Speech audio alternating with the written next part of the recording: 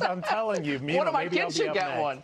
But the scary thing about that is that they want to deplatform the leader of the free world because he can use Twitter better than they can. Yeah, and that the right can meme better than the left, and we are just better at social media than they are. Well, they should rebut the arguments. You know, that's what liberals used to do. They can't do that because they don't have arguments. Good to see you, Rob. Thank you. All right, thank you. Elizabeth Warren's big bet for 2020 is that Americans want to help foreigners more than they want to fix their own country. So her new idea, welfare for every person who crosses the border illegally. Psyched for that? We'll be right back.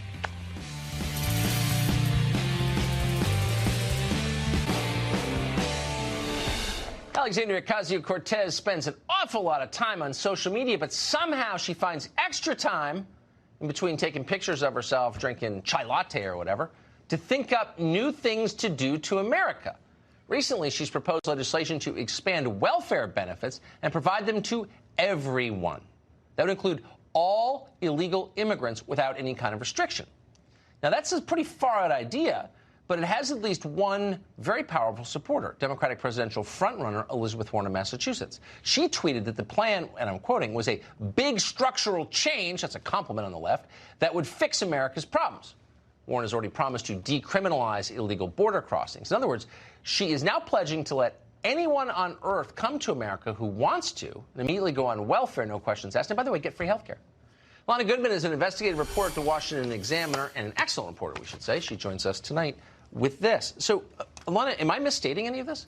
Nope, that's exactly what it does. So it's not just welfare for illegal immigrants. It's also a whole host of other policies that are on these progressive wish lists. So another one of them is rent control, nationalized rent control. Nationalized rent control. Nationalized rent control. So it would apply to everybody, every town. That would apply to everywhere in the country. Exactly. So that's not something that's been, I mean, we could do a whole show on this, but that's always been a local question. So San Francisco has it, New York has it. And it's caused a lot of problems in San Francisco. A lot of problems. This is something that actually is one issue that almost all economists agree on, which is that rent control is a problem because many of them believe that it actually leads to higher rent prices by driving down the amount of housing that's available. So that is something that could become a policy issue for Elizabeth Warren. So places with rent control tend to have very high homeless populations. Yes, so that exactly. So there's not a lot of places for people to live because well, that's a good idea. The amount of housing that's available. But another issue here, I think, for Warren from a policy perspective, if she does get to the general election, is this welfare for illegal immigrants. So there was a poll, CNN poll in July that found that 59% of Americans oppose free public health care for illegal immigrants. And that is something that's included in this AOC bill, along with other social welfare benefits for illegal immigrants, including unemployment benefits and also food stamps.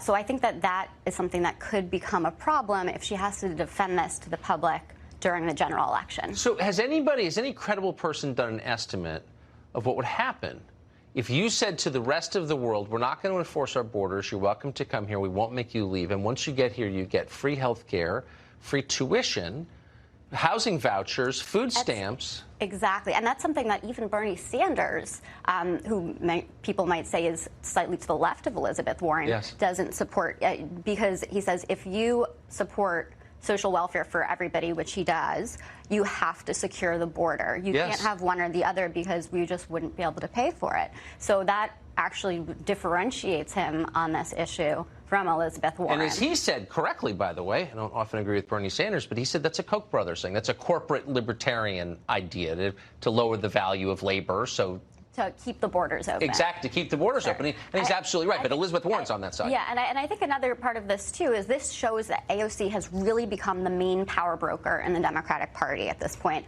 There was a recent poll that found that 25% of Democratic voters said that they highly value AOC's opinion when it comes to deciding who they will support in 2020. That is above Hillary Clinton. That's above Nancy Pelosi.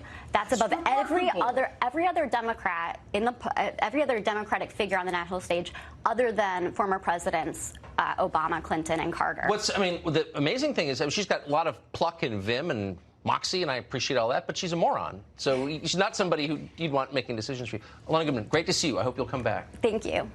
Well, you can tell a lot about a politician by what he prioritizes. Last week, House Democrats passed a bill that would require ICE to create an electronic health record system for illegal aliens within 90 days.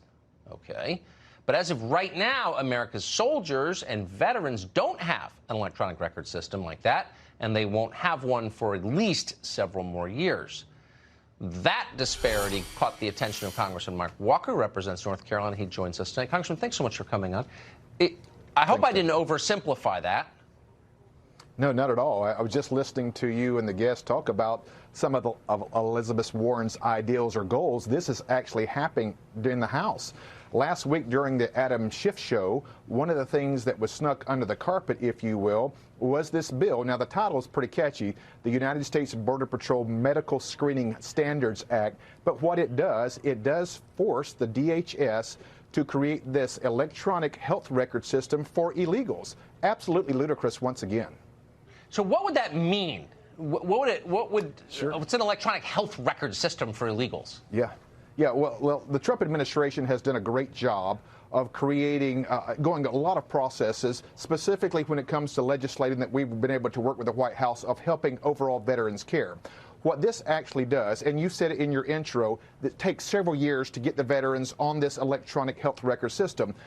We're going to force the DHS to do it in 90 days. Now, here's the little bit of the drama that played out on the House floor, if I'd like to share with you, is that from the House, there was a motion made that said, okay, keep your bill, all right, keep the electronic health system for the illegals, but could we at least pass a motion that we would put the veterans first?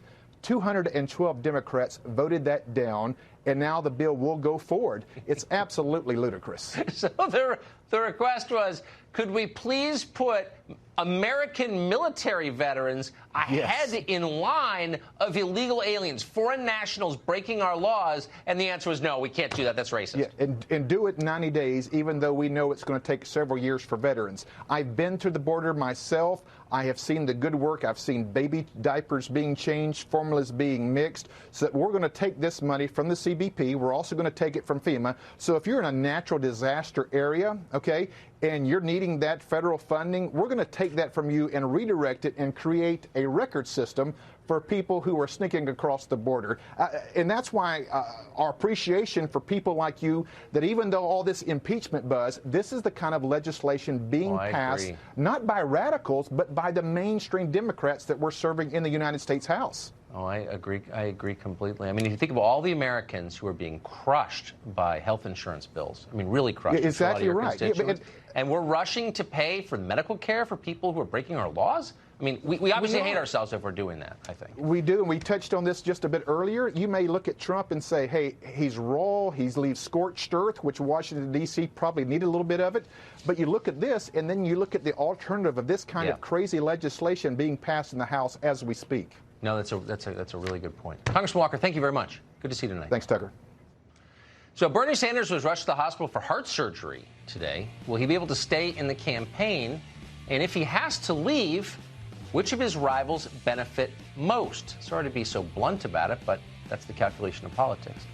Plus, Joe Biden has a radical new gun control plan to compete with Beto O'Rourke. You shouldn't be allowed to protect yourself, says Joe Biden and his bodyguards. That's just ahead.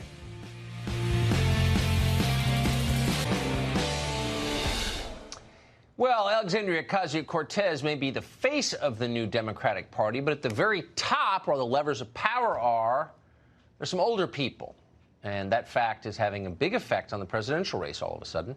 There are already a lot of real questions about Joe Biden's fitness for office, forgetting stuff, saying weird things. Now, Senator Bernie Sanders has suspended his campaign after he underwent emergency surgery for blocked arteries today. So this is a major development in the race. How will it affect who becomes the Democratic nominee? Lisa Booth is a senior fellow at Independent Women's Voice, a frequent guest here. We're happy to have her tonight. Hi, Lisa, Tucker. And by the way, I want to say this with sincerity. We're, of course, hoping that Senator Sanders is okay, of course, and that he's back in the race, because we are. But Absolutely. If he doesn't get back in the race, what does this mean? Well, exactly. I mean, we sincerely hope that he gets better. He's a husband and a father, so of course we want him to be in good health. But look, this does have a big impact on the race. And depending on how big of an impact it has, is dependent on how long he is out of the race, right? So, I mean, look, if you're off the campaign trail when you're facing a very contested and crowded primary field, that is clearly not good for your campaign, particularly at a time where Elizabeth Warren has been on the rise and you have been on the decline.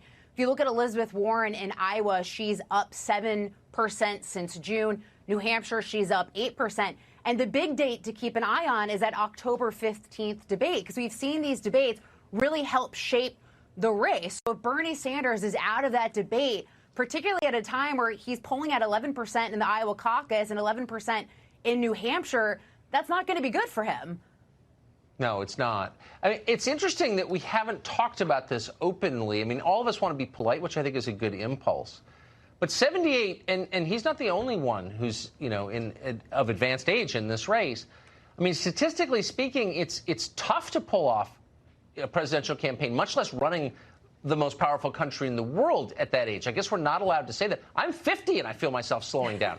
So I'm are we going to have I feel old sometimes? Right. So are we going to have an honest conversation about this at some point, or are we going to continue to pretend that 78 is just like 38? Well, I mean, it certainly does put his age in the forefront, right? And especially when you have someone like Elizabeth Warren, who's younger, who's more vibrant, who really shares a lot of the same policy positions you have, who's actually been smarter also about not tainting herself as a socialist, which puts her in a better position for a possible general election and also makes her look more electable in the eyes of Democratic primary voters.